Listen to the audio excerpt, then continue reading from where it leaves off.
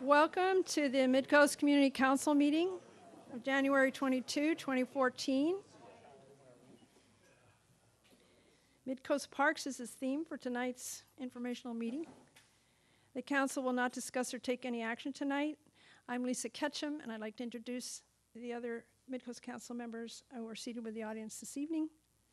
Erin Deinzer, she's not here yet. Joel Janot, just stand.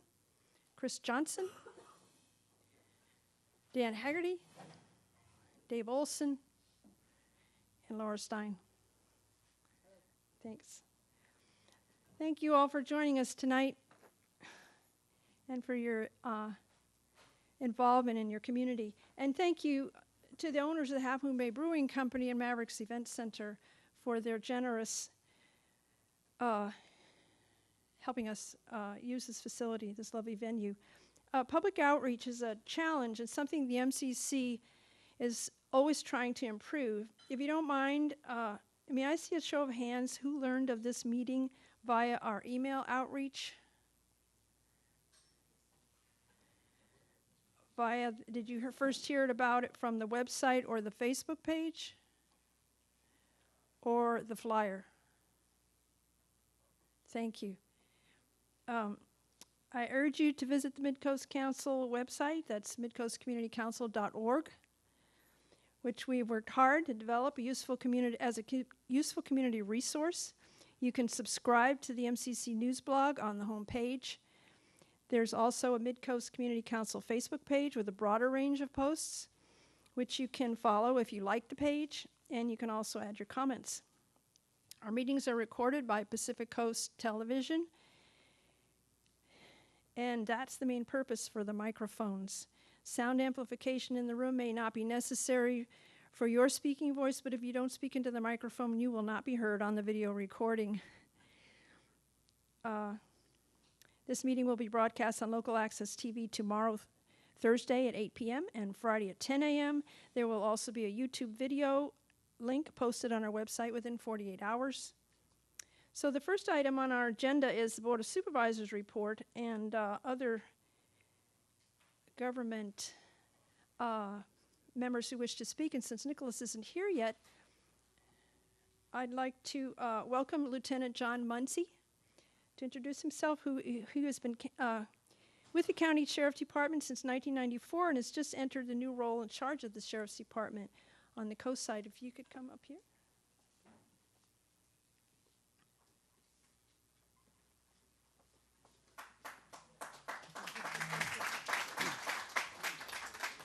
Well, thanks for having me, and thanks for making me feel so welcome. It was a very nice email.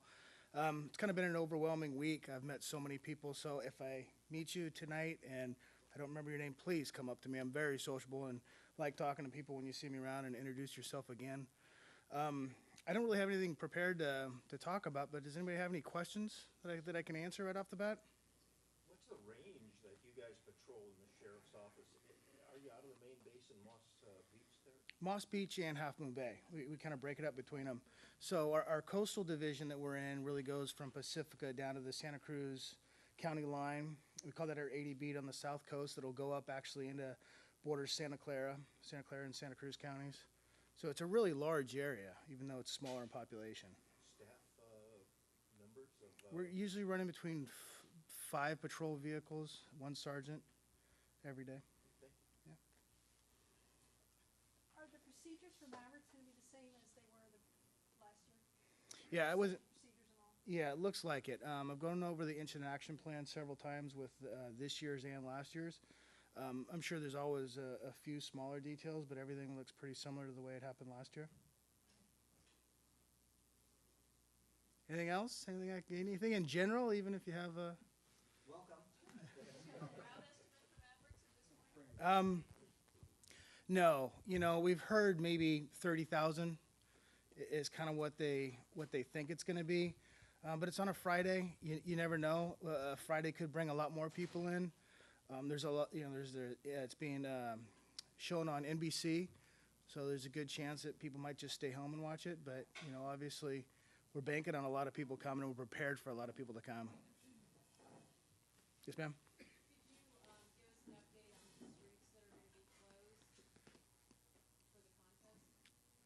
I don't have it right now.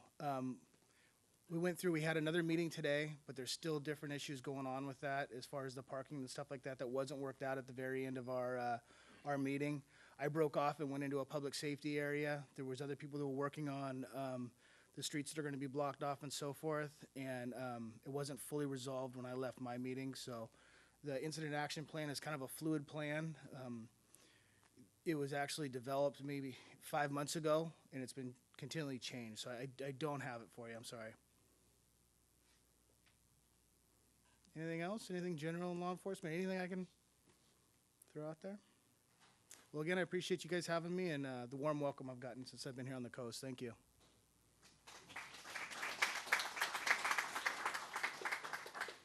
Thank you. We look forward to working with you.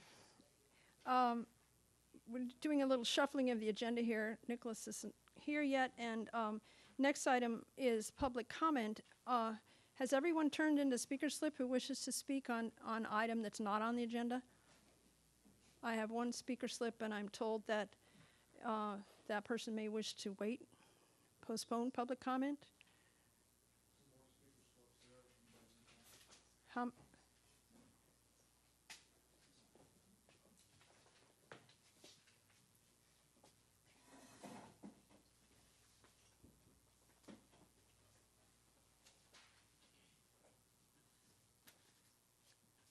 So you say there's two more over there?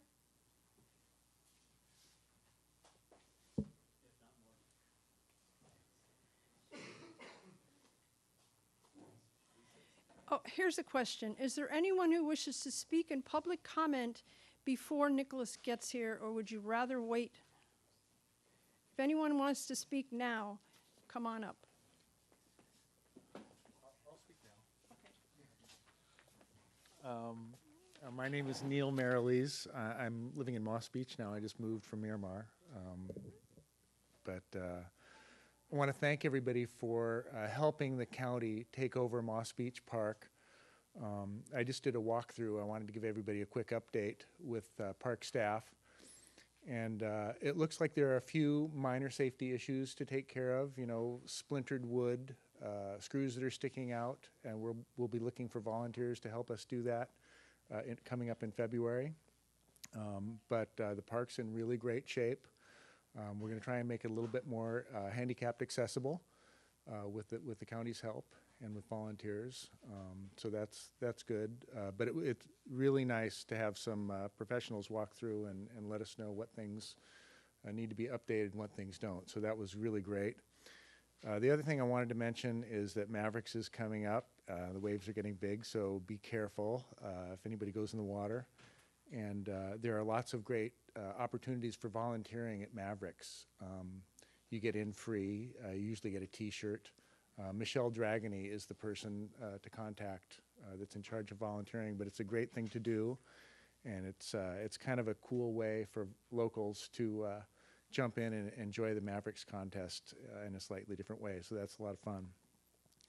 But there was one more thing, but I guess it wasn't that important. Mostly I just want to mention Moss Beach. Thank you, everybody. We're moving forward. The park is great. It needs a few little things that we'll get some volunteers to do. We're going to start a new group, Friends of the Moss Beach Park. We're going to be looking for donors, of course, and people to be on the board for that. So keep your eye out for that. And there'll be an event in February, Parks Day, cleanup, and just general fix-up. Thank you.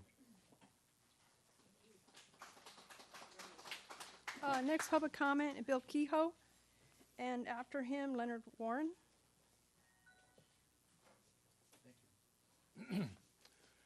Bill Keogh, Moss Beach.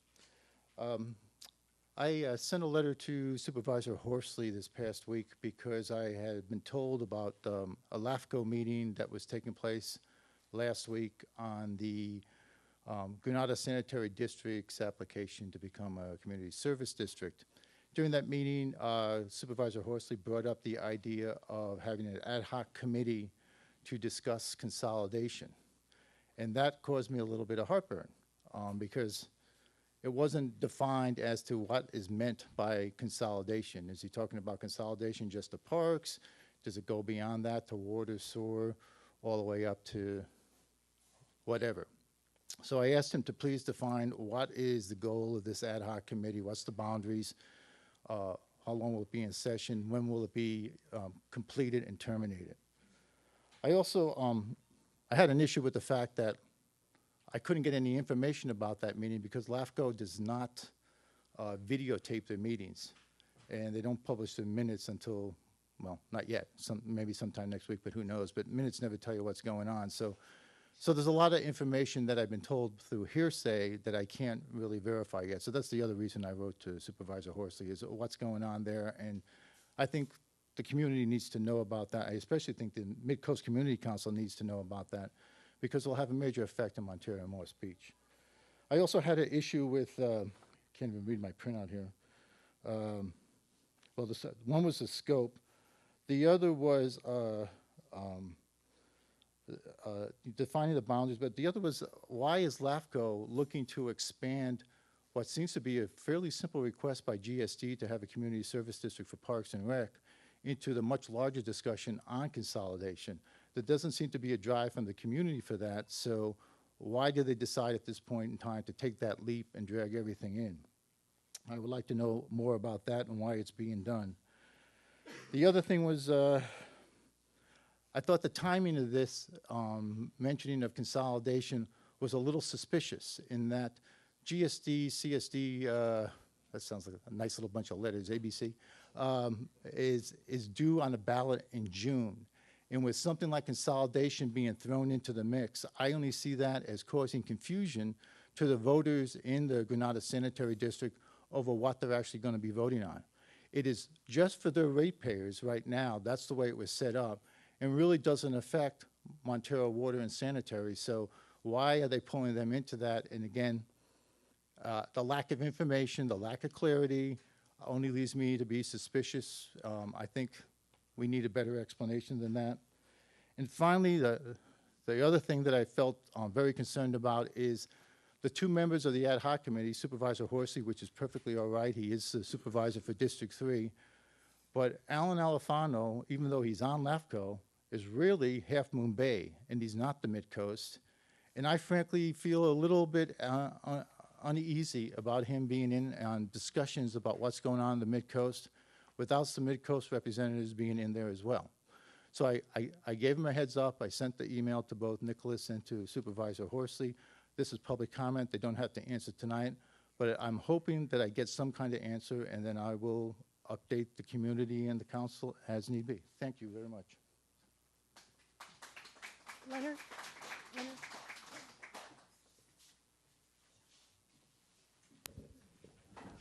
Well, I found out something that I bet a lot of people don't know. There's a low-power radio station in Half Moon Bay. Of course, the fun part for those of us in the Mid-Coast is the signal right now only reaches to Surfers Beach. However, they are installing new antennas. One of them will be at the airport, so maybe a whole lot of the Mid-Coast will be able to pick it up. But the reason I found this out is because they called me up and asked to interview me about the Harbor District. So even though you can't get KHMB in the Mid-Coast, you can, I don't know when it's going to appear on the website, but you can go to their website, which is khmbradio.com, and at some point you'll be able to download, I guess it would be a podcast of a little interview with me, and find out a little more about the Harbor District than I've been really able to say at Midcoast Council meetings. On an unrelated note, Granada Sanitary District's quarterly recycle event is the 4th Saturday of this month, whatever that date is. Let's see, 3, 4, 5, is that about the 25th or something? Anyway, the 4th Saturday of the month from 9 to 1 at the foot of Portola on the Granada Sanitary District property. Okay, I'm being advised it is this Saturday. Sabrina Brennan?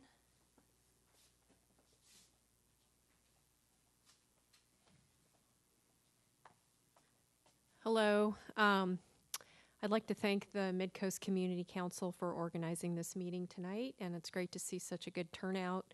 of our community, I wanted to mention that the California Coastal Commission has a draft policy guidance, which is available on their website for download, and they are asking for public input, public comment on this sea level rise policy guidance.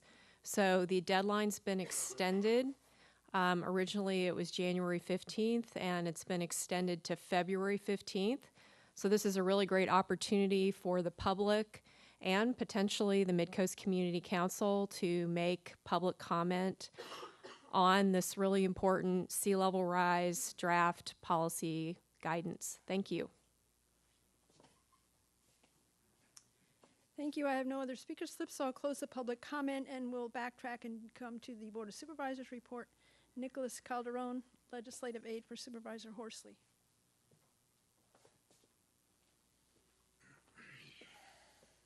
Thank you for this. Apologize for being late. 3 quick reports for everyone. First, you may have seen in the Half Moon Bay Review today that there was going to be Donuts with Dawn this Friday, so we're going to have to cancel and reschedule that Donuts with Dawn. We'll do further outreach to make sure that everyone knows about that, and we'll let everyone know when we reschedule that. This will be the first one of the year, and so we're looking forward to it. But there were some schedule conflicts, and so we want to make sure that we provide everyone with the best opportunity to come and speak with the supervisor. Secondly, next week the Board of Supervisors will be discussing and voting on the submittal of a grant application for San Mateo County Transportation Authority Measure A to do the first segment of the parallel trail. This is a trail that some of you may be aware of. It's going to be from Alto in Miramar to Coronado Street in El Granada. So we're looking to get planning and permitting funds for that. And so that will be discussed on Tuesday at the Board of Supervisors meeting. And we're looking forward to that. We think it's a really good project, and we have a very competitive grant application. And then lastly, we've received some applications for Coastside Design Review Committee, which is something that the Midcoast Community Council has been involved with. So we're going to move forward to set up the interviews with that and work with the MCC on that. But we've made good, thanks to Laura, we've made good strides in getting bodies on that and getting that committee working the way everyone would like it to be. So that's all I have for today, and thank you very much.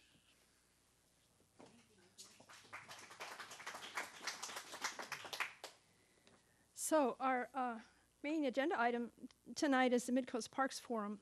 This will be an informational updates from county parks, GDNRA, and state parks, which is a late addition to the agenda, each followed by question and answer period. The question and answer will be informal from your seat, and the wireless mic will be brought to those who raise their hands. We ask that you state your name and town, and please keep your questions concise so we don't run out of time and cause others to lose their turn. First up is San Mateo County Parks, which once again is a standalone department with restored resources. We have a new parks director who comes to us with decades of experience with National Park Service and U.S. Forest Service, preserving open space and encouraging visitors to explore their parks. A warm welcome to Marlene Finley.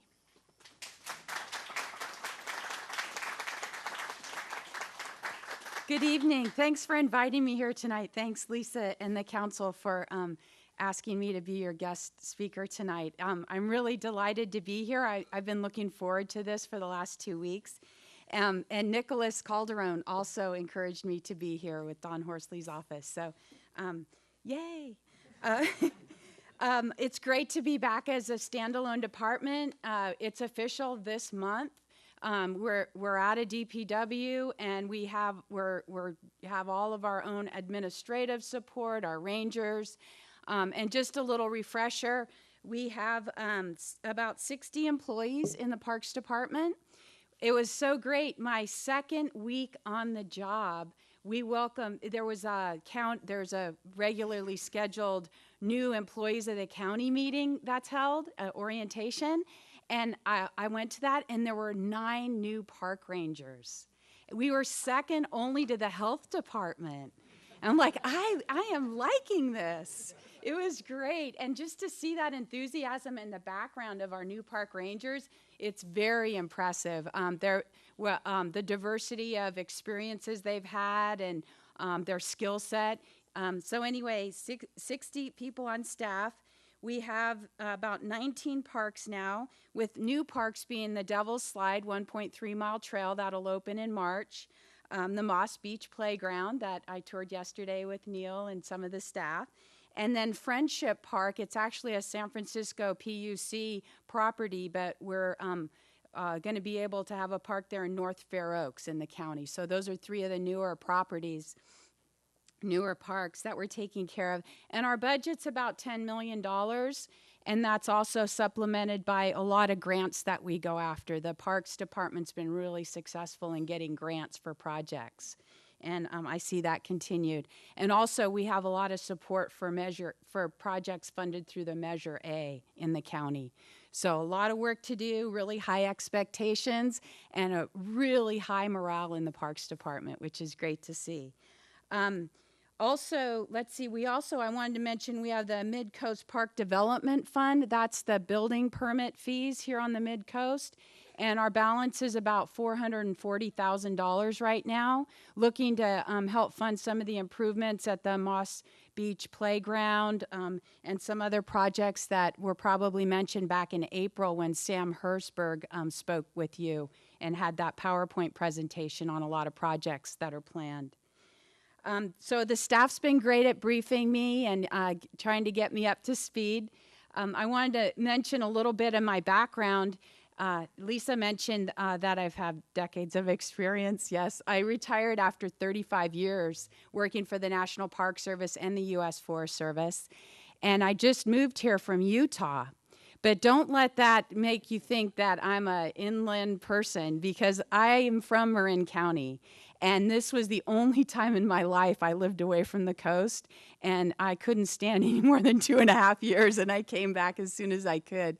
But I've worked in Ketchikan, Alaska. I was on the Tongass National Forest for 3 years, managing remote cabins and building boardwalk trails and putting in marine buoys. And so I had recreation and wilderness programs there out of Ketchikan, including Misty Fjords and out on Prince of Wales Island, as a recreation planner and then a manager. I worked for 6 years on a wilderness island off the Georgia coast. It's called Cumberland Island National Seashore. Loved it. It was right after it became a national park. If you ever get a chance to go there, it's just amazing in the Golden Sea Isles in the Atlantic there in Georgia. And I worked at Muir Woods twice. I started my career at Muir Woods as a seasonal, and then I went back about 20 years later as the site supervisor for interpretation, and love working there at Golden Gate National Recreation Area. I also worked on the Oregon coast for 6 years for the Forest Service on the Siuslaw, covering the coast from Tillamook to Coos Bay. So I love that assignment too. And I always think this is my dream job, and now this is my dream job, San Mateo County Parks. This is great. One of the things I noticed when I was in Utah and covering 34 million acres in 6 states as the deputy regional forester was I got to work a lot with the governor's offices in the 6 states and their staff, and even more so with the county supervisors. We were working on a sage-grouse conservation plan in the Intermountain West. Sage-grouse is threatened for a number of reasons, and we're looking at how to conserve sage-grouse. And I got to work with these county supervisors, and I really liked how close they worked with the ranchers and the residents and the business people. And I thought, being in a regional office of the Forest Service, I felt really detached. And I thought, that's what I want to do. I want to get back out in the field where I can get things done and make a difference, working with people, like meeting with you tonight and being able to talk about what's important to you in your lives.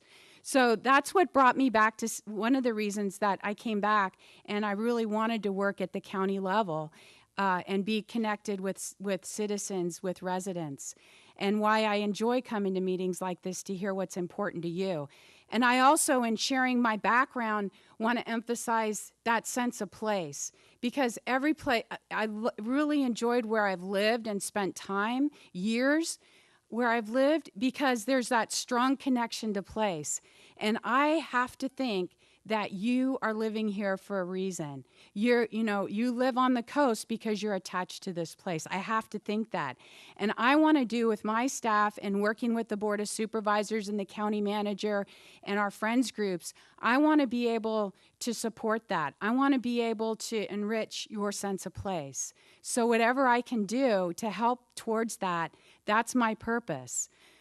So I just wanted to share a little bit of my background.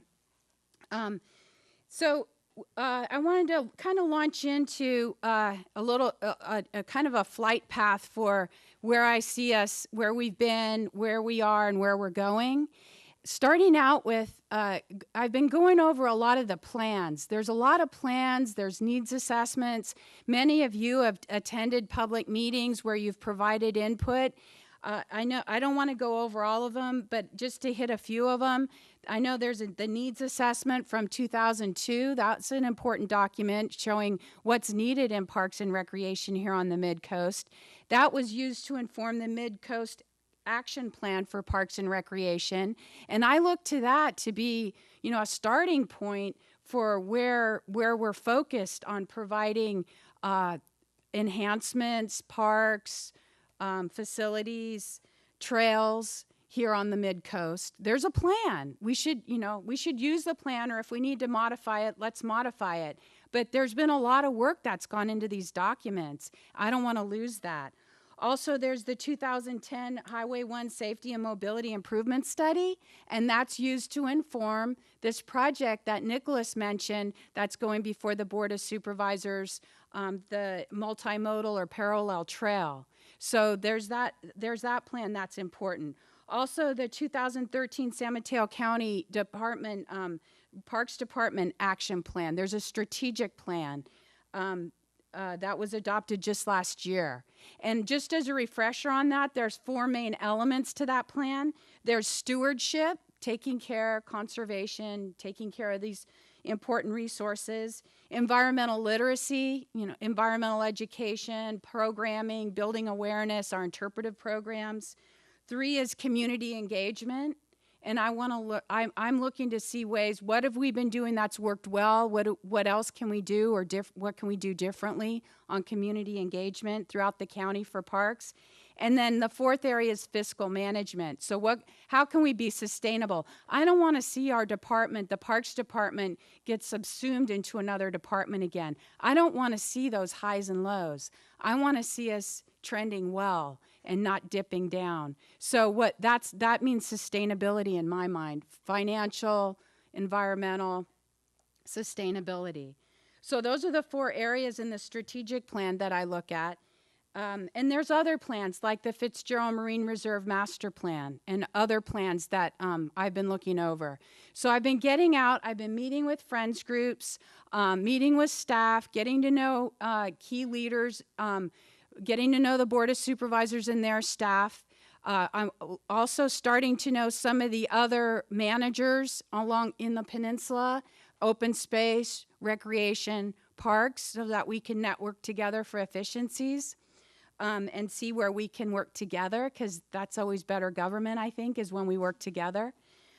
So that's what I've been up to, and that's what brings me here tonight. I'm really like a sponge. I shouldn't say this, but my staff call me SpongeBob SquarePants, because they said I'm soaking it up so quickly. So they've been teasing me about that. But anyway, I'm really delighted to see all the support for parks right now. I don't think I've ever worked in a job like this where there's been such tremendous support. And then I think, well, this, there's a huge responsibility here, because expectations are high and I don't want to let anybody down. So it's really a challenge, and I want to maintain that support and continue to build upon it. And it comes from public, from stakeholders, from friends groups, from the Board of Supervisors, from the county managers, all throughout. There's this huge support right now. And there's criticism. Criticism to me is people want to see things differently, and often it comes from passion. So, I'm not afraid of hearing what needs to be done different. So, and what concerns people have. I want to hear it. That means people care. So lots of support, a great staff. I follow in the footsteps of Dave Holland. I worked with Dave in the Forest Service. The secrets, there's no more secrets. Yeah, Dave was in Washington, D.C. I was in California at the time with the Forest Service as Director of Recreation, Wilderness, and Heritage for the 18 national forests in California. So we worked together. Love following in his footsteps. And then that brings me to our track record.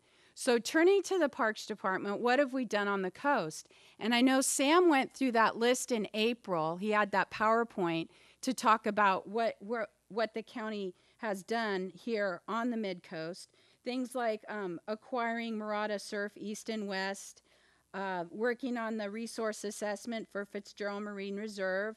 The Midcoast park mitigation fee was implemented, and the master plan for Fitzgerald in 2004. But let's skip forward some more. Granada Elementary School playfield improvements in 2010. And then the Pillar Point Bluff improvements made by Post in 2009 and acquired by County Parks in 2011. So Pillar Point Bluff. The California Coastal Trail signs installed from 2010 to 2011, so work on the California Coastal Trail. I want to learn more about the California Coastal Trail. So if any of you would like to pull me aside or invite me out to the coast, I want to learn more about this, because I hear about segments of it or pieces of it that have been completed and more to be done and different ideas for the California Coastal Trail. So that's high on my radar right now. Now, let's fast forward. This month, we acquired Moss Beach Playground. Yay! New playground, new park here on the coast. And then we have we're working on the Murata Surf Phase 3 Caltrans right-of-way at Surfer Beach and the bathroom going in at Magellan. And then opening a Devil's Slide. That's in March. So these are what's been going on, and then we're going to talk a little bit more about Devil's Slide. I'll share that in just a minute. But I did want to just kind of plant in your mind again, as we look at what's been done and then transition to the path forward. What does community engagement look like? What's the forum for, or how can we set the table for that, and what's been working? So that's something that I want to learn more about and help work toward. So community engagement. Now, on the path forward, I want to know, have we completed what we said we were going to do? So that, to me, that's important, is has the San Mateo County Parks, have we finished what we said we were going to do? Is there something out there that you're wondering, why isn't this done yet? Or you said this was going to get done, and maybe what's the status? That's important to me, because I want us to follow through on what we said we were going to do. So let's talk about Devil's Slide for a second. Tentative plans are to have an opening, a ribbon cutting, March 21st. That's a Friday. And that would be in the morning. I'm trying to work with Samtrans or some way to organize some shuttle, working with a few folks with Supervisor Horsley's office and our Parks Foundation and Samtrans to see if we can get a shuttle, because there's only going to be about 37 parking spots split between the north end and the south end. So limited parking, having an opening, and then it'll be open all day to the public on March 22nd is what we're planning. That's for the opening. Now, this is something I want to put on your radar screen. I need some help. Where there's Peregrine falcons that nest there at the south end of the trail.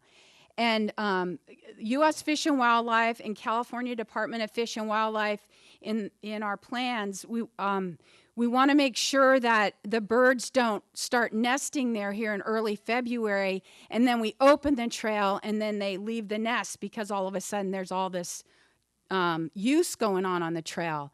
So what we've proposed to do is we want to simulate use on the trail. We want to have some use on the trail. The contractors are still working on the trail. So we can't really open it up because it's still a construction zone.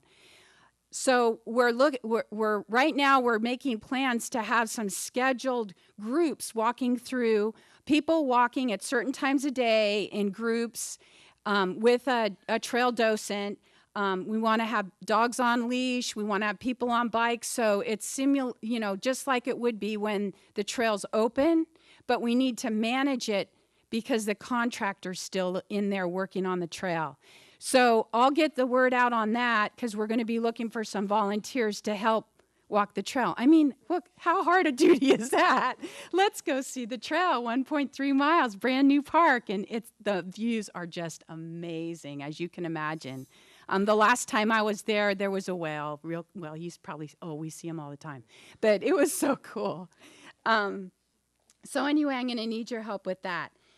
Also, as that trail's completed, we're putting a fence in. We're putting some viewing areas.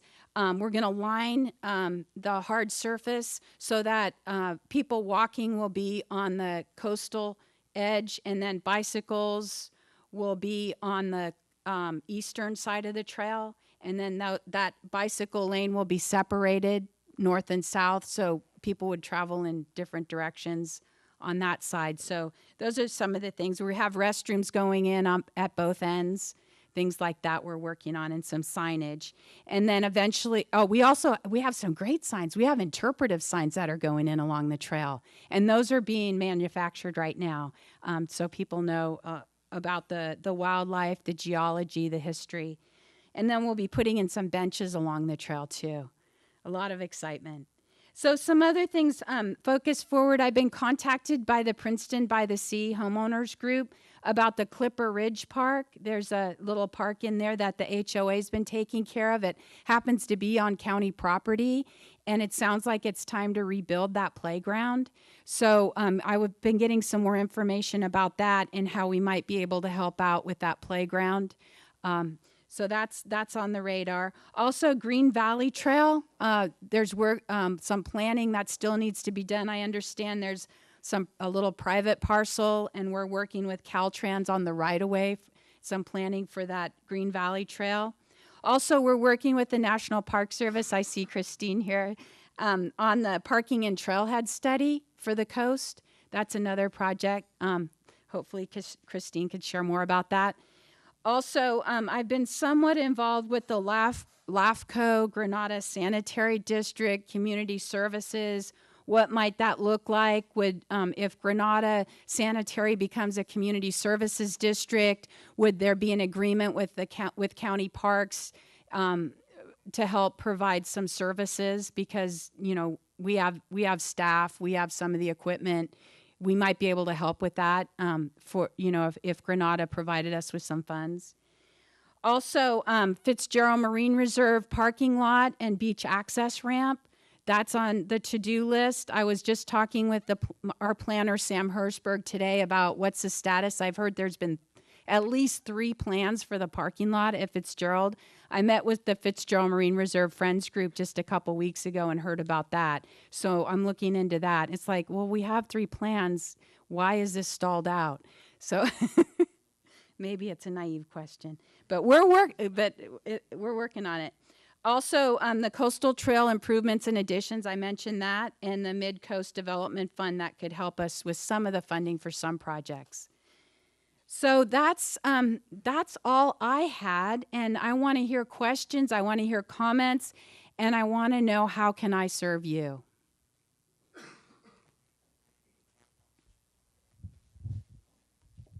Hi, Marlene. Thank you for coming tonight. I just have a quick suggestion on one thing that I think a lot of folks are banding about, You had mentioned the Green Valley Trail, how it's running, some glitches there. A lot of the open spaces from Quarry Park, actually all the way over to San Pedro Valley County Park, seeing interconnective multi-use trails between properties, which would be state parks, National Park Service, some local parks, and even, bringing in Pillar Point Bluff. I encourage you to really pursue that, because just like the coastal trail here along the roadway, you can see how popular it is on nice days. Trails up higher would also be very valuable to a lot of the local residents. Thank you. Thanks.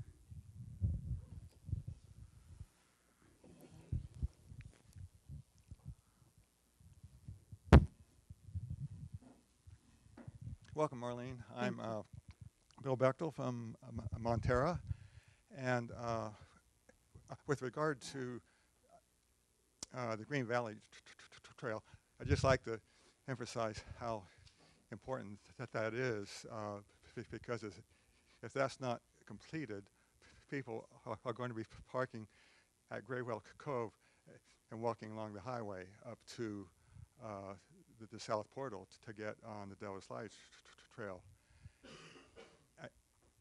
Another thing I'd like to see is at the north end, there is a gate there on the east side that has been installed by Caltrans opposite the overlook.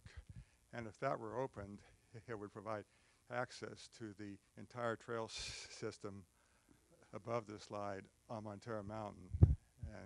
And the way it is now, the only people who have access are the horse riders out of Shamrock Ranch.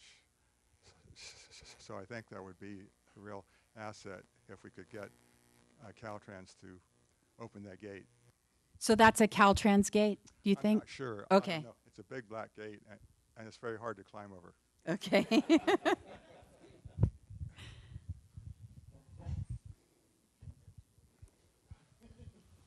Hi, Marlene. I'm Bern Smith, former resident of the coast side. Can you tell us the status of the natural resources manager position? Certainly. We had our first round of interviews. We had a lot of applicants, and we will be conducting a second round of interviews next week. So it's moving along. I expect to have a selection within a couple weeks. Great. It's a very important position for the Parks Department, first ever.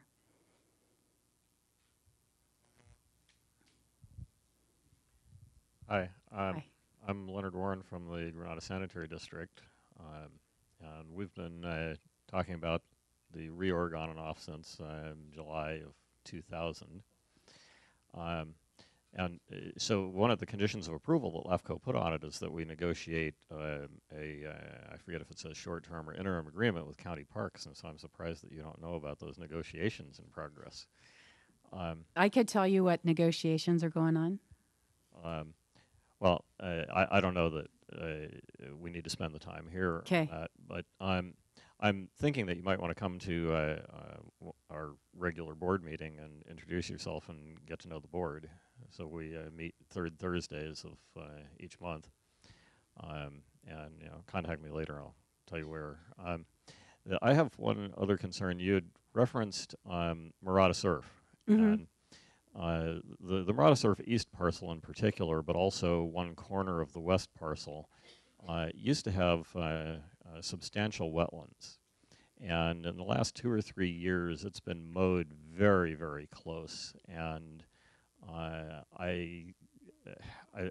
think this is not appropriate, especially in the wetlands areas. And so I'm wondering if you could look into that and get the get someone to back off on how far and wide they're doing that mowing. Thanks for bringing that up. I've heard about that, and I've had some discussions even today about it. Okay, good.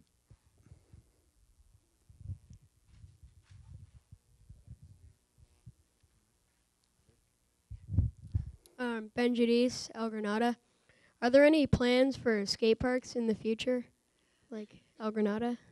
I can't say that there are. I haven't heard that there are. It's not, but I certainly like to hear if that's something that's important to you and others. Thanks. Skateboard park? Okay.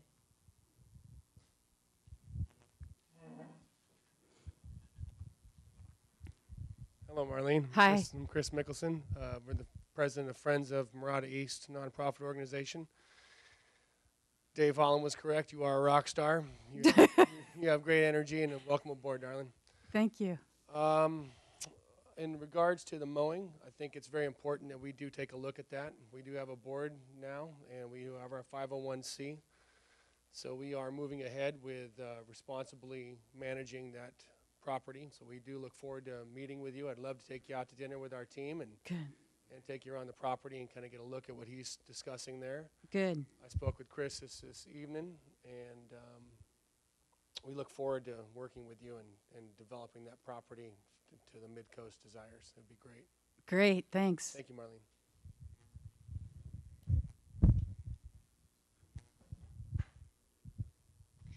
Hi, my name's Sabrina Brennan. It's really nice to hear from you this evening. We're excited you're here. And I just wanted to mention that there are a number of people in the community that are very interested in what happens with the Fitzgerald Marine Reserve that aren't necessarily related to the Friends of group, the Friends of Fitzgerald Marine Reserve. Mm-hmm.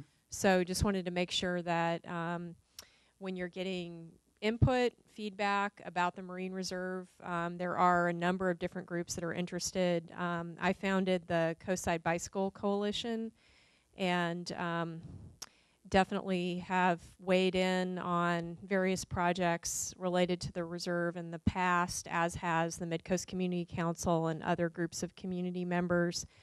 And there is one project which is not complete, which is the Dardanelle Trail. There was supposed to be some revegetation that hasn't happened the way the community was hoping that it might. And I know tonight you asked for input on things that weren't quite finished yet. So just wondered if we could, check in on that. And I don't need to hear, an update on it tonight, but just wanted to make sure it was on your radar. And then also you mentioned the various plans that have been put forth related to the access to the main beach access, not the staircase, but the ramp. Mm-hmm. And you probably already heard that there are some pretty strongly held opinions about what should and shouldn't happen there, and the community has definitely weighed in on that area quite a bit in the past. So we definitely want to be kept in the loop and able to communicate with you and your department directly and be part of that process. And we all dearly love the Fitzgerald Marine Reserve, so just wanted to let you know that. Thank you. Great, thanks. As a follow-up, how do you suggest to get engaged, to have the community engagement with the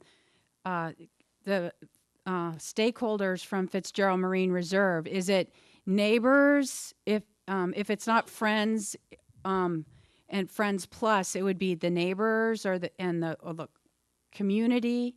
How? We do have, I live in the Seal Cove neighborhood, which is one of the neighborhoods that surrounds the Marine Reserve. So we're closer to the staircase side of the Marine Reserve. Okay. Versus the ramp side. Okay. But we pretty much know everybody in that general vicinity. So we're all pretty well connected. And we do have email lists and that sort of thing. So I can give you a card later and help connect you directly with the neighborhood. So we definitely want to be informed about what's going on. I know in the past the county has done outreach through mailed postcards, and the county also has an email list for the neighborhood. And I'm happy to help if there's any updates that are needed with that. So we could talk about that later, ways to communicate with the neighborhood. And like I said, the neighbors are very interested in what happens there. I think we all kind of feel like, we feel like we want to make sure that that park is protected for future generations and well maintained, and so we look out for it. But we also appreciate the work that the Friends are doing, because we can't always be there, and it's really important that we protect the sea life, the tide pools, and then of course our seals. So, yeah. So I'll connect with you later. Thank you. Sounds great. And that reminds me too, we are going to have a public like field trip out on site for the vegetation management plan. There's 2 projects that we have consultants working on plans. One is for forest health and some safety trimming of the cypress trees at Fitzgerald Marine Reserve. And the other project is creek restoration at San Vicente Creek. And that's going to be, that meeting's going to be at 9:30 on Saturday morning out there at Fitzgerald Marine Reserve. And so I'm going to be there, and we're going to have the consultants, and we're going to do a walkthrough. And we're going to talk about what the plans are, and I want to get feedback from the public on any concerns people have or questions that we need to look at closer before we move forward. So 9:30 on Saturday morning, and rain cancels. Yeah, if only. Hi, Arlene. It's Arlene, is that Marlene. right? Marlene. My name's Stephen Hill. I live in El Granada, and I'm a father of 4. The oldest is 6, so a lot of kids interested in playing, and we constantly walk past the medians in El Granada, and I was wondering if there was anything, any potential for growth in those. And as far as what you said earlier regarding sustainability, I was looking. We've come across some parks that have very natural-looking design. And it definitely appeals to my kids. Even just a big stump, a big tree appeals to my kids. So it doesn't need to be a big structure. And it can be very appealing to the neighborhood, sustainable. Some of these principles that I come across the internet looking for natural parks were, designed to enhance the setting. Imagine the best place possible, and I think of Burnham, who wanted a park within walking distance for every city or for every citizen, and a play place close to nature. So boulders or nettings, little bridges. I just think we can use these groves and places for kids to play, and as far as like skate parks, to not close them off in a fence off far away. We can incorporate that maybe down near the harbor, because people love to see it, and then the older kids don't feel like they're isolated and they have to go in an area off to the side. So those are just some things that I heard about this meeting happening, and I just wanted to throw that out there, and I'm always thinking about the future of this place. And I think I can finish with Burnham was famously quoted saying, "Make no little plans. They have no magic to stir men's blood, and probably will not themselves be realized." Thank you. Thank you.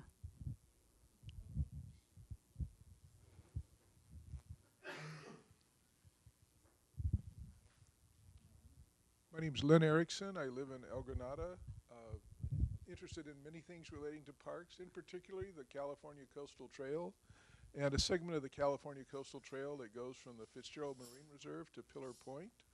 There's a marked route that is well off the coast, and I was a member of the Midcoast Community Council last year, and we did write a letter to you asking you to take a look at that in detail. We've had a chance to walk Don Horsley through the whole length of that, and would appreciate the chance to do that with you as well. Oh, thank you. I'd love to. There's nothing like getting out on the ground and actually seeing it and talking with people out on the site. That really gives me, gives so much more information and a feel for what those plans and big dreams can be and what we can work on together. Hi, my name's Gail Erickson, and I'm really glad you mentioned your interest in the Coastal Trail, because I walk the Coastal Trail every day, almost every day. And the concerns I have are some areas that some of it's in the city of Half Moon Bay, under their jurisdiction, I believe, and some of it is county. And the erosion is getting really, really terrible. The trail itself in some places is going to be gone if we have some really bad storms or something like that. So I wonder what type of plans or something like that, or research is being done right now to see where the trail is going to have to move at some point, and also what communication you have with the city of Half Moon Bay, because I think working with them is really going to be important. Thanks.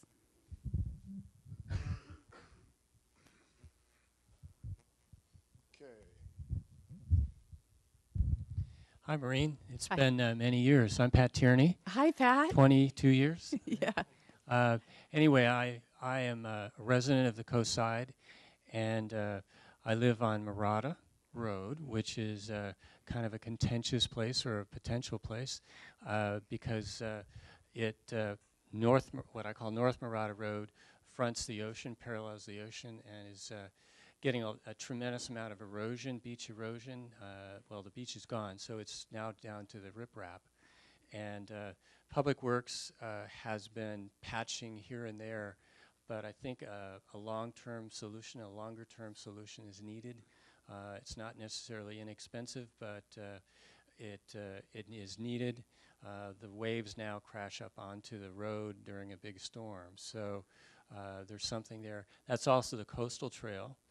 And then the bridge between what I call North Murata and South Murata Road on the coastal trail, that would be the northwest side, is heavily eroded now. The riprap has failed, and we're going to lose part of the abutment of the bridge that goes over that creek, within several years, I would suspect.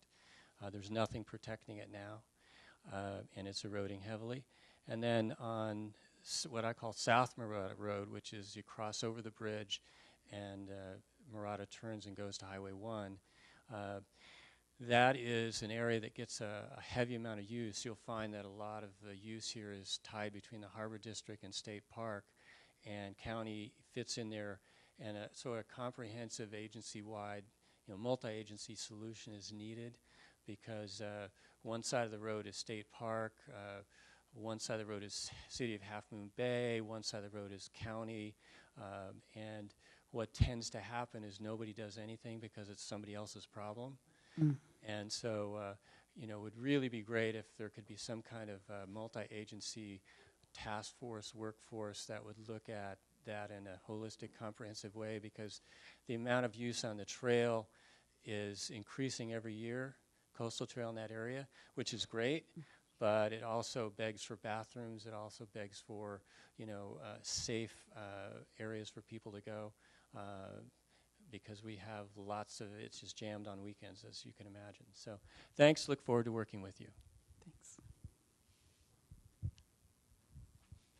Are there any more questions?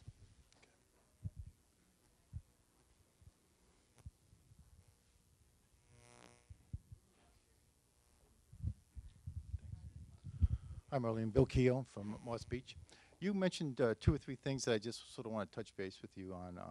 I had previously served on the Midcoast Community Council for 4 years. I just retired off of that. And we've been going over these plans long before I got on there. Oh, it's on? Oh, sorry. Hold it right into my mouth. Anyway, the 2002 needs assessment. You mentioned that, and that's always sort of stuck in my craw because A, it's so old. When that was taken, one of my children was not in school yet. The other was in 1st or 2nd grade. I don't remember. Now one's about to graduate from college. The other one just entered college. So that needs assessment needs an update. It actually, there was 2 done, and it was kind of interesting that the second one, I counted about 47 people in there. Some people were at 2 or 3 of the meetings. And they completely reordered what the original one said as far as needs go on the coast. And Dave Holland and I have been having this argument since 2003 probably. But it's at this point, if you're going to do planning off of that, most of the families that are moving in now may have different priorities, and most of the people that voted on that or participated in that may not even be living here anymore. I'm not saying that you should stop all plans entirely, but as you go along, it definitely needs to have better outreach. And I'll say, over the past 2 or 3 years, the county, through the Midcoast Community Council, has been doing a lot better at outreach so that we get more community to turn out to events like this. Before that, if you had 6 people, it was a lot. The other thing this little boy brought up before, and it's one of the things I want to talk to, is that we seem to have toddler parks out here and then hiking trails. And so we got something for young kids and we have something for adults. We have nothing for tweens or teens.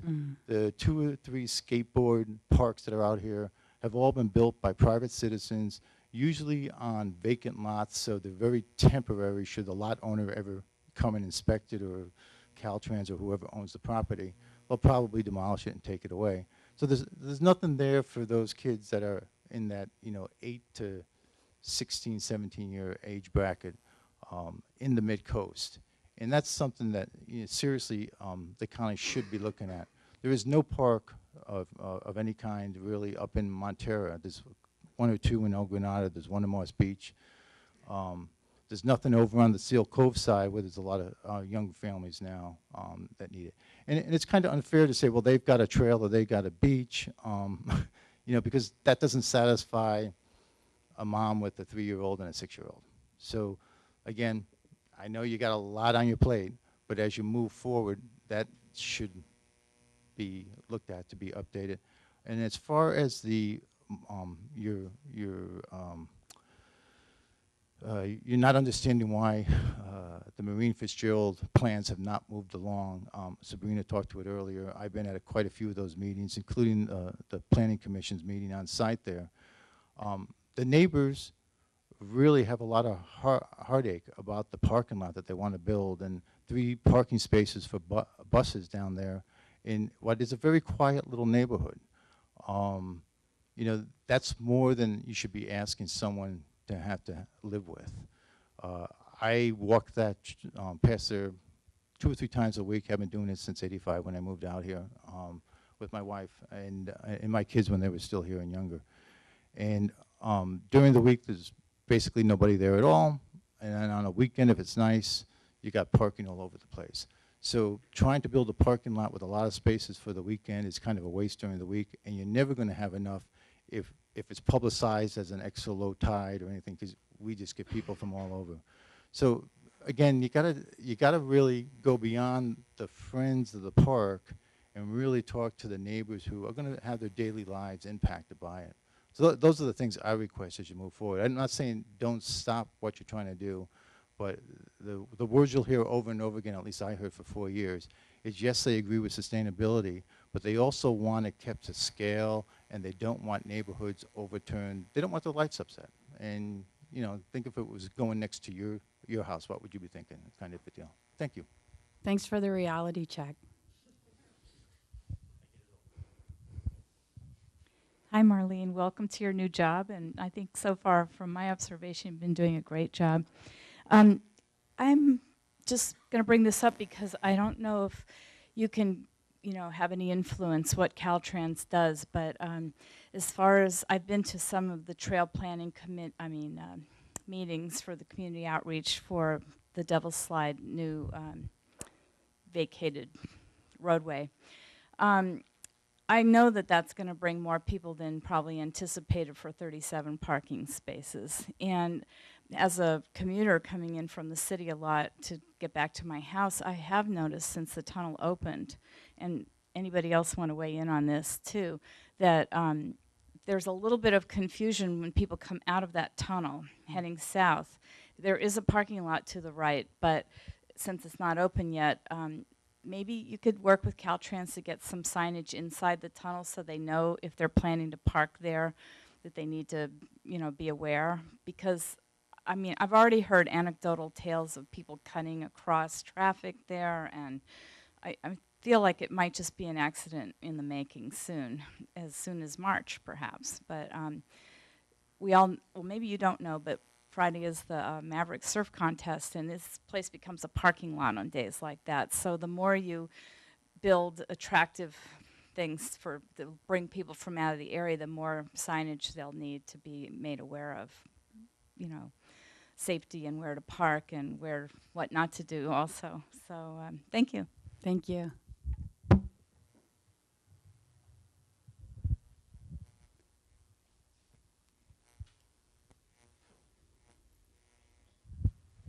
Hi, Marlene. Welcome. We're so happy to have you on Thanks. staff. I am one of the residents that lives close to Fitzgerald Marine Reserve, and the neighbors are really excited about the creek restoration work that we've begun to hear about. And I just wanted to put a little, I just wanted to whisper in your ear that there is a connection in my mind with the creek restoration and the parking lot project in that gravel pullout. I think there's all this effort to modify the parking lot so that you don't have runoff into the creek, yet you have half as many cars parking in a gravel lot right next to the creek where all the restoration work is going to be done. So I don't know if I'm making any sense, and I'll follow up with an email. But Are you coming on Saturday? I Will you? can't, Okay. but my husband will be there, Oh, and good. we're going to sign up for volunteering as much as we can. Oh, good. And I'm in agreement with Sabrina wholeheartedly that we also would like to participate in the rebuilding of Dardanelle Trail, because that was kind of a failure. But we're just so excited. Oh, and one more thing. I've heard rumblings that your staff is interested in looking into a seal cam. And We've been talking about webcams. Yes, I Yes. started that. that Yeah. would be amazing. And we would love to contribute to that project financially if the need arises. All right. Thank you. Thank you. Hi, Michael Lang, Moss Beach. I usually don't say very much, he does. But I want to at least point out in the evening, there are strange activities. Sometimes you see lights, flashlights, and it's probably kids having fun up there. But they do put trash up there, and sometimes there's parking there. So I don't know if there's any way for you to work with the sheriff's department to have patrols coming by, make sure everything's okay. That'd be great. Okay. Thanks. Thanks for the heads up.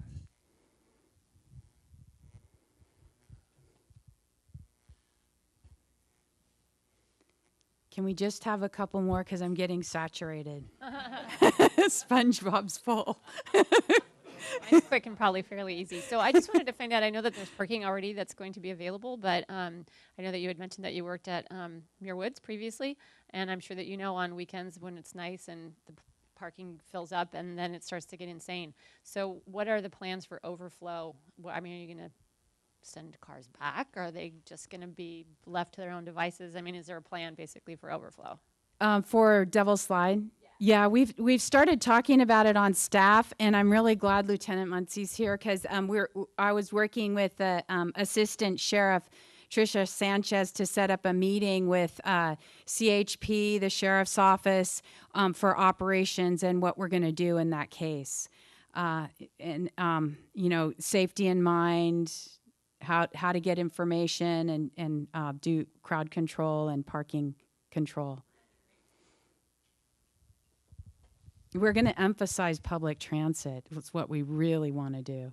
Some of the shuttles that are available.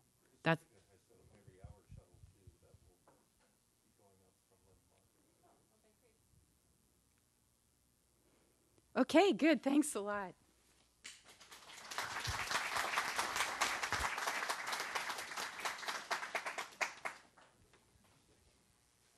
So next we have GGNRA Rancho Corral de Tierra. From the National Parks, we have National Parks Conservancy Community Planner Christina Carey, and is Brian Avalos here? National Park Service Planner, Brian Avalos too. Not quite as tall. Thank you very much. Good evening, everyone. Thanks for having me. I think I recognize the majority of you here, but for the new faces that I haven't seen yet, I'm Christina Carey. So as Lisa said, I'm the community planner for the Golden Gate National Recreation Area, and I focus mostly on San Mateo County. I'm here with Brian Aviles. He's our senior planner for the park. So what I'm going to give you today is just kind of an update more on Rancho Corral de Tierra. So a lot of you have been through this process the last couple of years with us, just following along as the park has transitioned. So we acquired management or took over management of the park in 2011, December 2011. So we just had it now for about 2 years. And so what we've been doing in the meantime is really getting ourselves familiar with the community around the park, but also getting ourselves familiar with the park itself.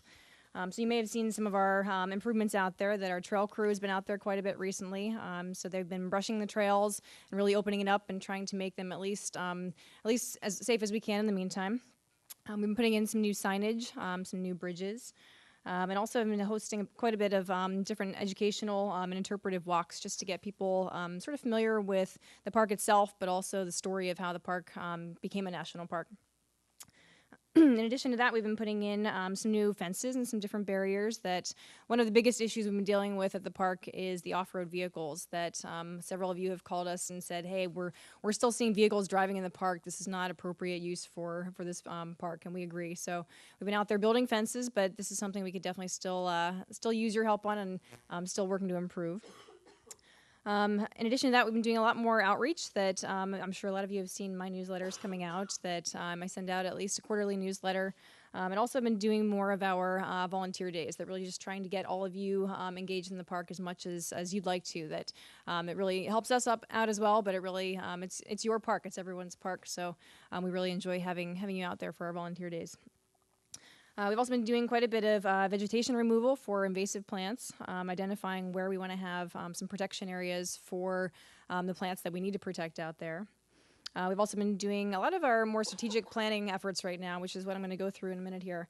Several of you participated in our fire protection planning that we've been working on this past summer, and also the dog planning effort as well that I'm sure most of you are familiar with.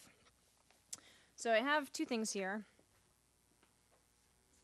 A bunch of handouts, and I left them over on the table there, but I don't expect you obviously to be able to read this. But what I'd like to show you is that in addition to all the individual projects that we've been working on in the park, we've been working as a team to really identify what our strategy is.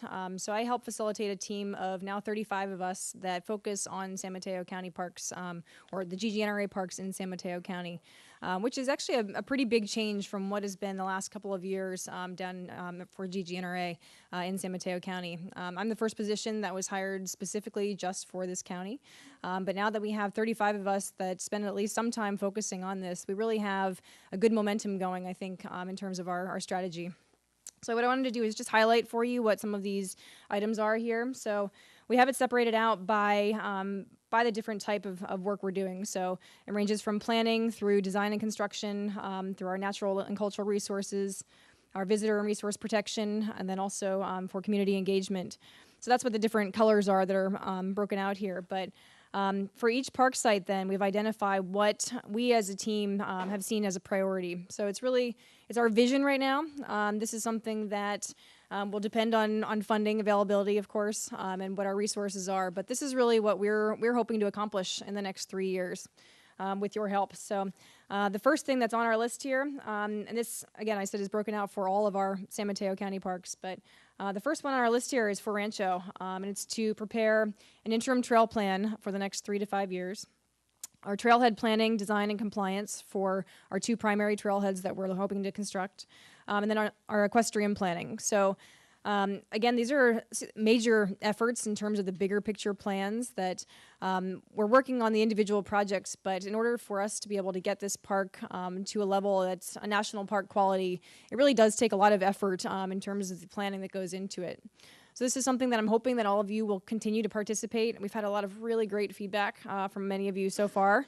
So as we're going through a lot of these strategic plans, that's where really we could use your help, is having very specific feedback on what it is that you like about it, what you don't like about it, what you'd like to see, because that helps inform our management decisions. Some of the other ones I want to highlight on here as far as Rancho is concerned, the first column that's over here is the fiscal 14. So this is what we're hoping between now and October to accomplish. One of the things that we had heard about the LeConte Avenue, the end of LeConte Avenue near Fairlawn View School. We know that vehicles are back there driving around in the mud. It's not a safe location for where kids are trying to access school. So that's something that, as far as our construction team, our maintenance will be doing construction on that area this year. We also presented this morning, actually, for our project review on 2 different projects. One, the interim trail plan, and then the other one is rerouting the spine trail. At the base of the spine trail, for those of you that are familiar with the area, it's in Moss Beach, right where the equestrian stables really connect to the spine trail heading up the mountain.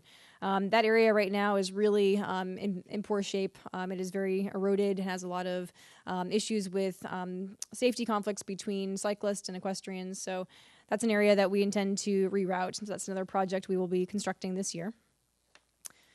The next event on here I'll talk about in 1 minute, so we'll skip over that one. But again, the vehicle barriers, I mentioned that already. That's something that we're continuing to work on this year. And then as far as our engagement, that our team really felt, after hearing what you all would like to see, that having more volunteer programs is really important to all of you. So we have, from last year, we did 3 drop-in volunteer days. This year, we have doubled that now to 6. So I have a calendar that's on the front here that shows you at least the next 3 that are identified for volunteer days. So we're hoping that you come out and join us for it. So the first one will be on February 1st. That's next Saturday.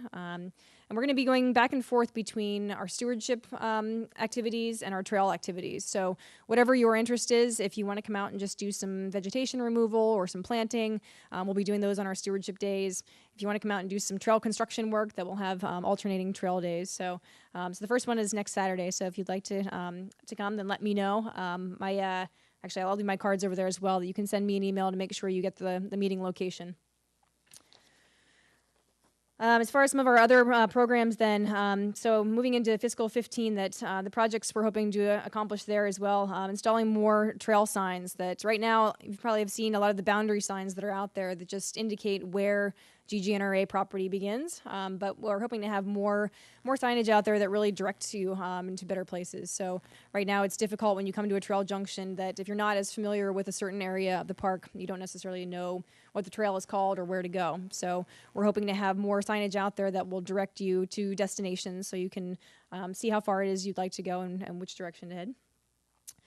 We're also going to be doing more of our cultural and our natural resource surveys. That our archaeology team is going to be looking at the area actually near, it's behind the El Granada area where the Guerrero adobe is thought to be, the original Guerrero adobe. So they will be doing some archaeological investigation to see if they can find the history that's there.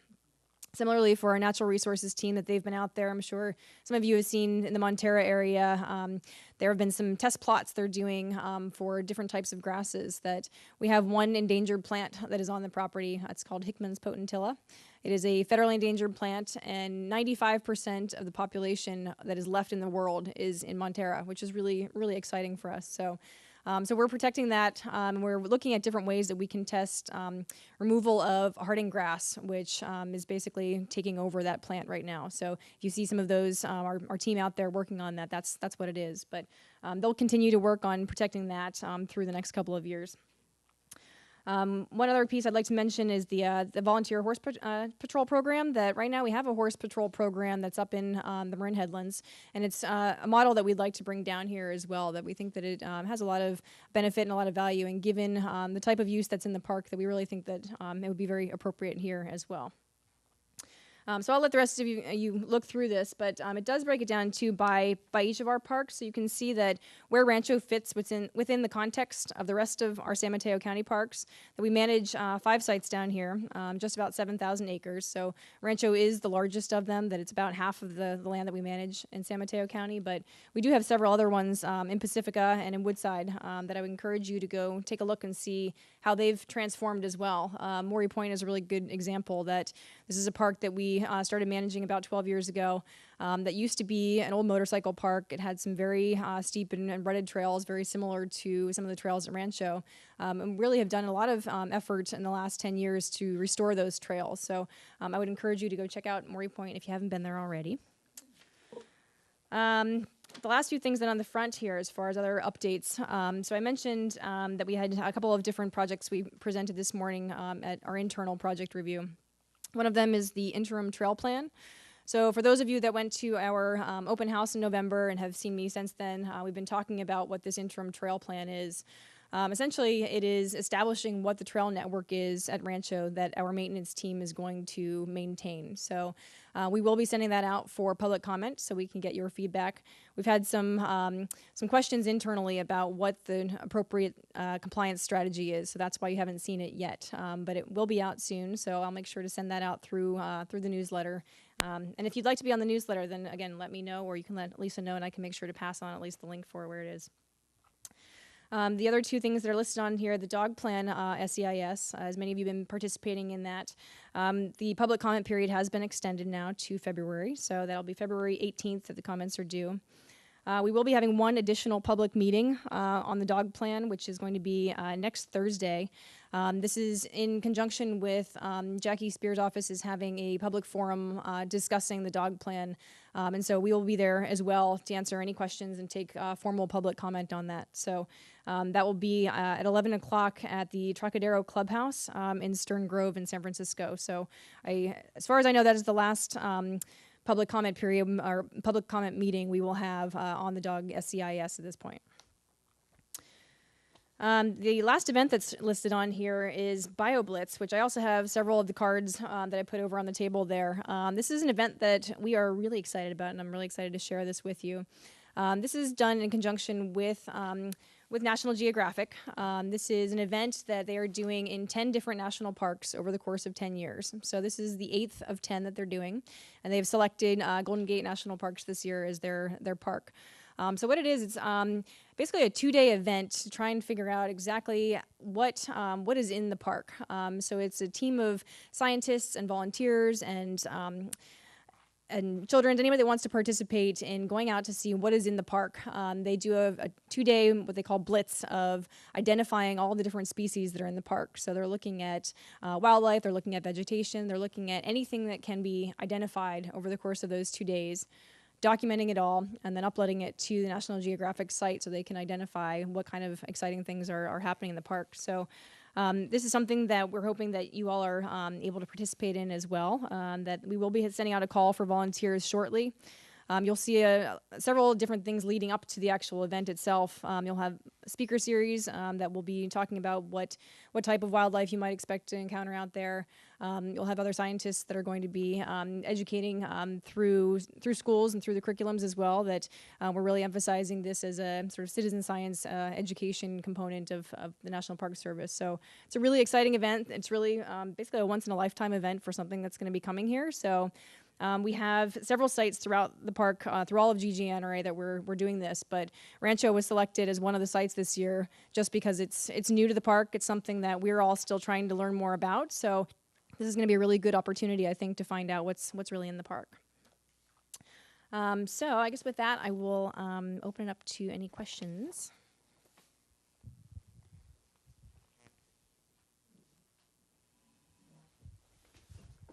Peggy Bechtel from Montera.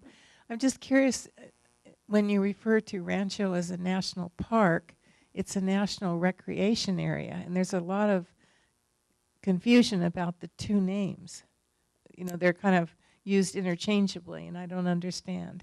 So the Golden Gate National Recreation Area and the Golden Gate National Parks is mostly about the identification or collection of all of them. So it includes Muir Woods, it includes Alcatraz, it includes Fort Point. So it's a collection of sort of all of the Golden Gate National Parks. So it's not just GGNRA. GGNRA is one of the collection of the national parks. Brian, I don't know if you have anything else you want to add to that.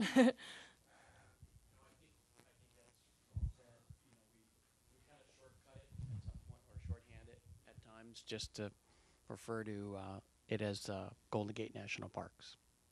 But you're right, technically it's a national recreation area, national monument, national historic site. So you're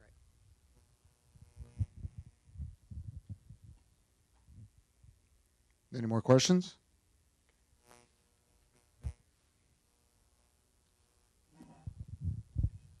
Great. Thank you, Brian and Christina, for coming tonight. I just want to reiterate what I'd mentioned to Marlene about interconnectivity between the various governing agencies. It's just really important. And also, I haven't seen the BioBlitz thing, and I'm sure we'll be talking more about it, but being it's GGNRA, the recreation area, I really encourage you and anybody who participates in it to make sure that the human factor, the recreationalists, are included in that, because when it gets into the bio is phenomenally important, and we're really proud. I didn't know about the one plant that 95% of it is inhabited in our lands, but also the recreational aspect. I just think it's really key for at least myself as a coast-sider to see that trumpeted in National Geographic alongside of all the other stuff. Thank you.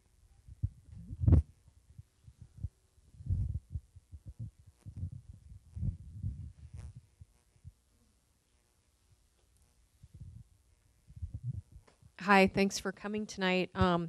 Wow, you really covered a lot, and I don't think I absorbed all of it. I know, But sorry, I speak quickly. yeah, so I have a question regarding the trail planning and the trailhead plan. I see that here on 2014 on the top of the list. So what is the next steps going to look like for public input, or what could we look forward to? So the first thing is for the trail plan itself. We will be sending out a link. So typically the way that we take public comment is through a site called Pepsi. It's planning for, remind me the acronym again, Brian. Planning for the environment and public comment. So this is the way we document all of our public comments. So we will be sending out a link that provides you with a summary of what the project actually is, what the trails are that we're proposing, and soliciting specific feedback from you. So that will be out in the next couple of weeks. As soon as we clarify our compliance process, that will be the first thing that you'll see. So you can provide direct input on that. Again, this is just an interim trail plan. So this is what our maintenance team is intending to maintain in the next few years. There will be a much longer and more involved process for a long-term trail plan, and that will include what potential future trails might be, what potential future uses might be on certain trails, and the more detailed trailheads themselves. So that one is something that's still to come, but the interim one will be out in the next couple of weeks for you to comment on. Will the interim include trailhead parking areas, or is that coming later? That will come later as specific projects. So that's another thing. So as Marlene mentioned, we're working on a longer term or a bigger picture strategy for parking on the coast side. And this actually is a good point to emphasize too, this interagency working together collaborative effort. This is something we're doing with state parks, with county parks, with all of the land managers that are on the coast side, including Caltrans, to identify where the parking issues are currently, where the parking demand is greatest, and where we can potentially share parking. So rather than having us just build a trailhead that is only going to be used for GGNRA, we're looking at opportunities where how this can potentially benefit the coast side as a whole, as opposed to just for the park itself. So we're looking at that strategy first in terms of where the demand is, which will help inform where those lots should be, and then how large they should be. So once we get to that point, there will be a separate compliance and public comment period on all of that, which will be very involved in terms of what the design is, how large it is, what the programming is that's involved at the site. So that's definitely to come. But we realized that we needed to take a step back, and rather than just doing the individual lot now, we wanted to look at a larger strategy for the entire coast side. Great. I'm glad to hear you guys are working collaboratively with the agencies. Thank you. Are there any further questions? Thank you very much.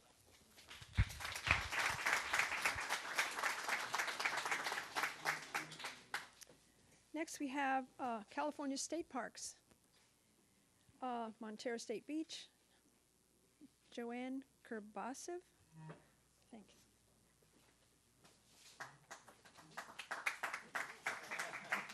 you. Thanks, you guys. I'm really glad I'm last.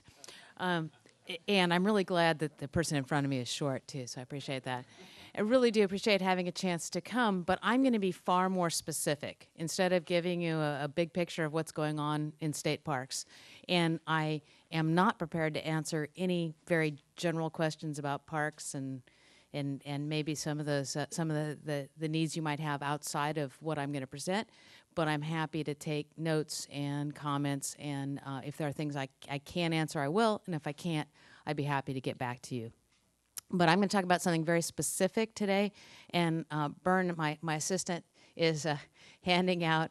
I only brought 6 copies. I'm used to those meetings with only 6 people, and it's wonderful to see everybody else here. Well, thanks. All right. So what I'm going to do is I also had a PowerPoint, which you can see here on the, no. You're going to see it online if you'd like, and it's very simple. What I'm daylighting today basically is something I've already talked to some of the people in Midcoast Council about, and I do want to backtrack just a second to say how wonderful it indeed is that your public agencies are cooperating on these plans, and it is such a delight to get to work with the GGNRA staff and the county staff to address some common issues. And the project I'm trying to daylight today is one that we applied for and received money from the Costco Busan oil spill settlement funds. So it's an opportunity to enhance access to the coast within the area that was affected by that oil spill. Fortunately, we weren't that badly affected, but nonetheless, we were able to share in the settlement funds. And, oh no, I should say we're affected so that it's justified that we are receiving these funds, of course. And the project that we have funding to complete is the, if everybody looks at the map, the Martini Creek parking lot, probably everybody is familiar with that, pretty much the north side of Montara State Beach. I've heard some of the people here refer to it as a hog wallow before. This year, nobody is wallowing, but in a typical year, it holds water, creates puddles, and doesn't work very well for anyone. The goals of the project are really not necessarily to increase the parking, but to organize what's there now, and to make it. One of the staff described the entry and exit. It's like a Tetris game of trying to fit. So the goal is to make it work better, to expand the footprint perhaps a little bit, move it onto State Parks property instead of Caltrans property, to organize the flow, and to just accommodate kind of the existing use of that area. So it's kind of the first step. We're talking about longer term work in terms of organizing parking, understanding needs for parking. This is kind of a first step of taking something we know is already a problem and trying to fix it. The other thing we're going to do is I hope someday to have a much more accessible access to the beach there. But for the time being, we're going to fix the stairs that are already there. Probably really just to get some more time span out of them. It's not going to be perhaps that much better, except we're going to try and, if anybody's been there when the sand is not there and has had the scrambling down, yeah, okay, we're going to try and address that, knowing, of course, that any construction in that kind of environment is subject to loss over time. But we're going to at least try again to make it so that beach is at least slightly more accessible on that stairway. So the other thing we're going to do, I don't know how many of you are familiar with some of the parking lots in Half Moon Bay State Beach proper, but we've had really good luck with using runoff when it does rain from some of these areas and actually capturing that to do some habitat improvements. And those of you the ponds along Venice Beach, when you're there during frog season, they do work. So we bring in at least the chorus, frogs, and it does just create a little bit of a different habitat on those bluffs. So the current plan has an element for habitat improvement by capturing the runoff and creating these small seasonal wetlands. And the other thing we're hoping to do here is bring in some amenities to actually make it a nice place to stop, to kind of make a little bit of a destination, again, on a small scale, by adding a couple of accessible picnic tables. And the goal there, again, is we're going to have at least 2 places where folks, including in wheelchairs, will be able to stop on the coast and enjoy the view, even if we can't yet get them down to the beach. So that's kind of it. We're starting the process now for the environmental review, which is why I really want to get this out ahead. There were a couple of comments about why does it take so long to do projects. And this point of I hope people will agree that this is going to be a benefit for everybody over what's there now.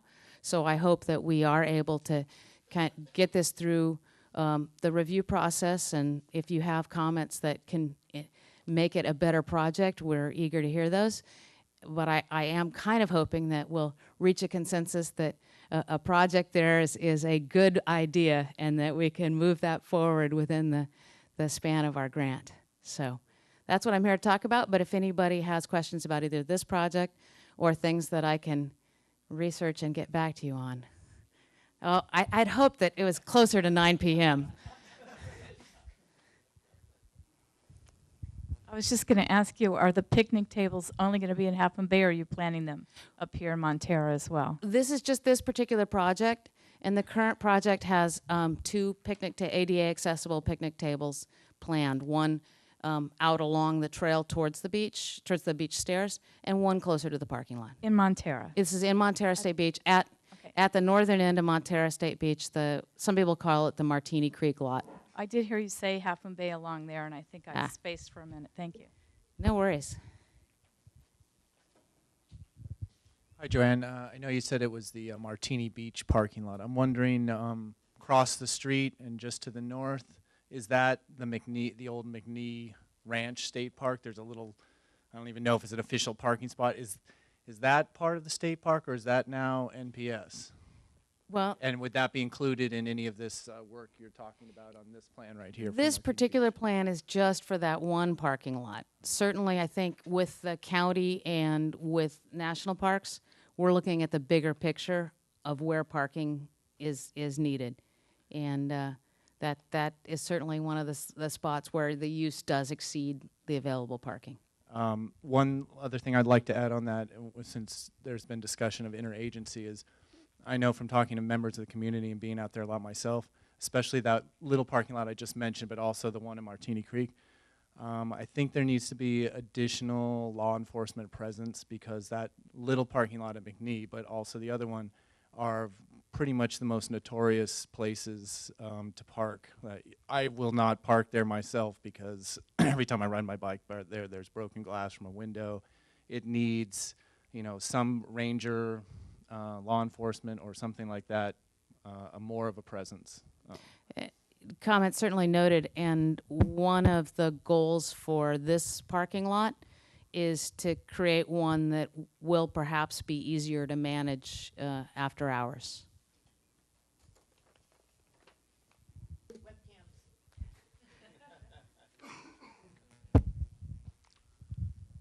Lynn Erickson of El Granada. I have an interest at Montera State Beach. At the south end, you have a fairly dilapidated restroom, which wasn't my main point, but above that, you have the bluffs that are heavily overgrown with vegetation, but if that were removed and cleared up, it makes a very nice walk along the bluff and up to 4th Street, which is a public right-of-way there. So I was wondering how one might see that type of project advanced. It's a great suggestion, and I'll take it back. If there's some specific ideas you have about that, I'd love to sit with you personally and hear more about it. Hi, Sabrina Brennan. Just wondering how long you guys would predict the parking lot would be closed for construction? Just planning ahead for, I know a lot of friends that surf and like to go to Montera State Beach, so they're going to want to know where to park. That's an excellent question, and I really don't know how long the construction window. I foolishly look at, I'm a biologist.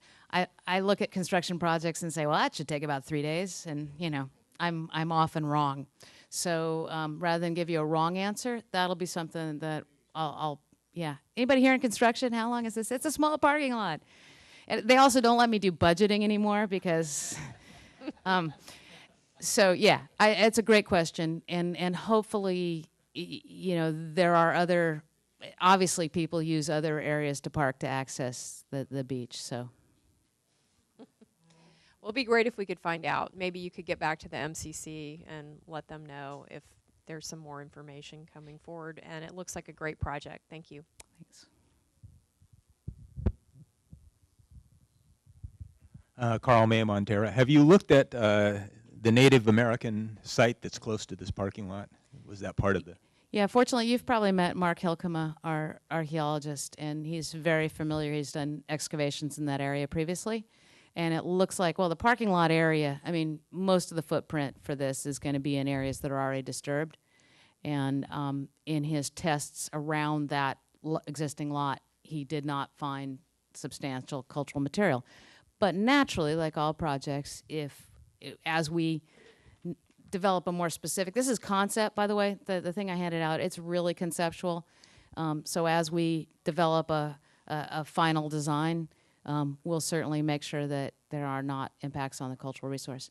It's very interesting, those of you who haven't explored some of the cultural materials out there. Oh. There was some Native American material found there way back when we were dealing with the bypass and the road widening. Yeah, and I mean, those of you who walk on the bluff with an eye towards some of the midden material. You'll certainly see areas that have midden material. But the preliminary tests that Mark did in that area did not show substantial cultural deposits in kind of the footprint of our preliminary design. But that will certainly be part of the environmental review. You know, you're not supposed to identify where archaeological sites are. Did I say where they were? I just said where they weren't. Okay. I have a couple of questions. One is on the Montera Beach parking lot. Is that going to be ordinary asphalt or hopefully something a little more fitting to the semi-rural coast side? It right now, and I, you know, certainly we're open for discussions.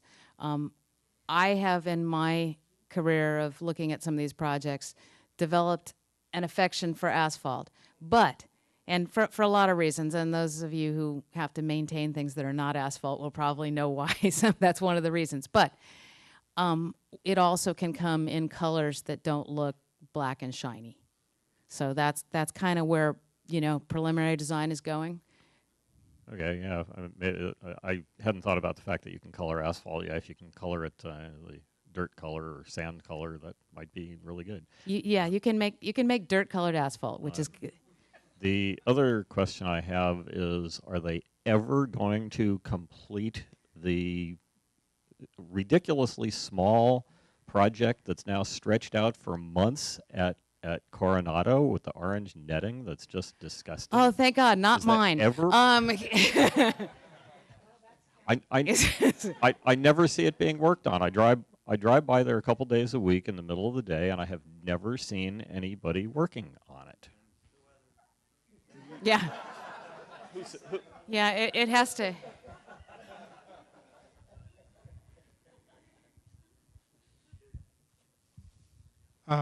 Speaking of the handicapped access, there is the road down to the beach that the state park ranger vehicles use occasionally. Is there any thought to making that actually accessible to somebody in a wheelchair? It's not quite there. Yeah, I think the grades involved there would suggest that's too steep, and I think that's the problem. I mean, I still have, you know, I hope that we can find a way to do better, but I think that it's going to be a challenge there because of the topography. So at least in the interim, you know, I know if I can't get down to the beach, at least if I can get to where I can look at it, I'm happier. So hopefully that's one of the things we can do.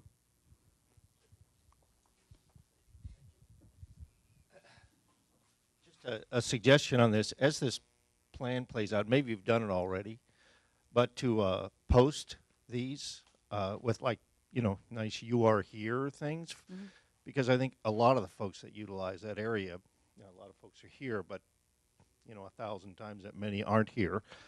It would be great to have, at least as this concept plays out, to have it posted, you know, at the site.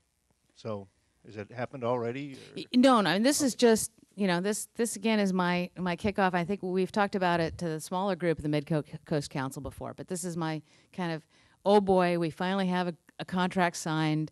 Let's get going on this project opportunity. So it will go out to everyone. And again, I do hope that most of you agree that doing something here is a good thing.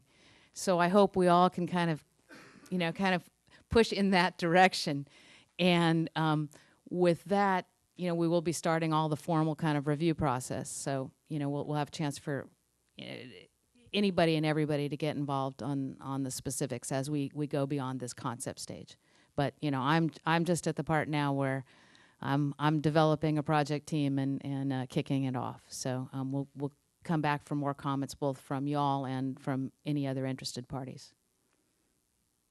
Are there any further questions? All right, thanks for letting me off easy.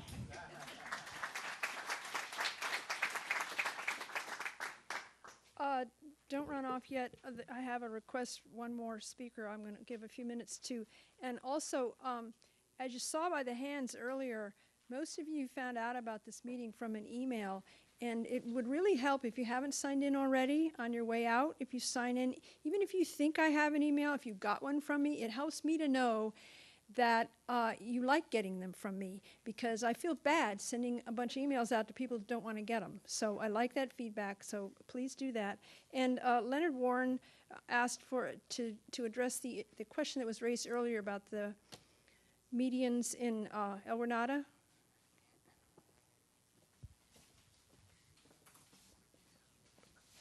One of the conditions of approval that LAFCO put on the Granada Sanitary District application to reorganize as a community services district to add Parks and Rec is that we adopt as our initial guiding document the county's Midcoast Parks and Rec Action Plan, and one of the elements in there is doing some improvements on the El Granada Boulevard medians.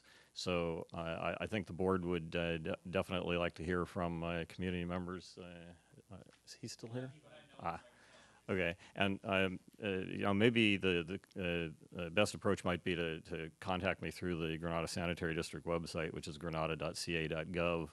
And we would certainly like to get as much community input as possible on where we go, especially what we do first. But I think that the things that he was asking for on the El Granada Boulevard medians are really high on what I expect the board's priority list to be when we get the authority to do it.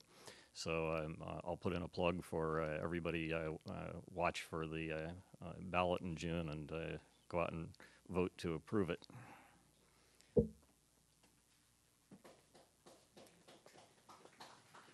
Once again, thanks everybody for coming. Urge you to check out our website, stay in touch. We'll have more meetings like this in the future. Thank you. If there's anybody that has not signed in, I'd be happy to bring the sign-in sheet to you.